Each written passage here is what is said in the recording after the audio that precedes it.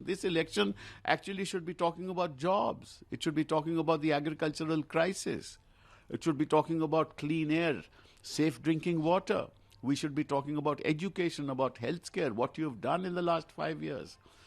The fact is that the economy is in the doldrums.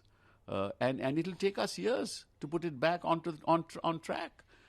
And instead you're raising issues as to who went here, where, and our Prime Minister, you talk about national security. 2 of our Prime Ministers lost their lives fighting the forces of terrorism. Lost their lives.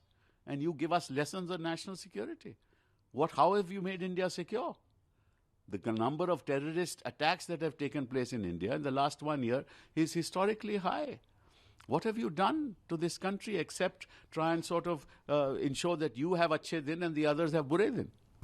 So he has given a very blatant attack, or personal attack on former Prime Minister Rajiv Gandhi, saying that they have used the Navy, the INS Virat. See, he is left with nothing but personal attacks because he has nothing more to say. Please tell this country what you have achieved in the last 5 years. Now he knows that 23rd of May, he's going to be out of power.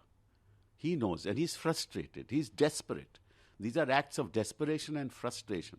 These are not acts of a man who is thinking with his head on his shoulders. This is a man who is not thinking with his head on his shoulders. He just wants to now be abusive and make allegations so that he thinks that maybe this will help him in this election. So it's time to pack up, roll your bistar, as they say, and start going home, because it's time to leave the wonderful surroundings in which you have lived in the last 5 years.